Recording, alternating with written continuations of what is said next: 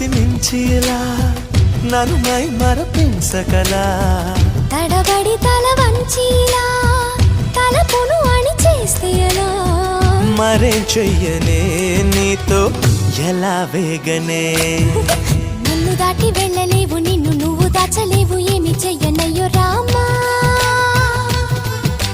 ఉన్న మాట చెప్ప నీవు ఊరుకుంటే ఒప్పుకోవు ఇంకెలాగే సత్యభామా అనుకున్నా తప్పు కదా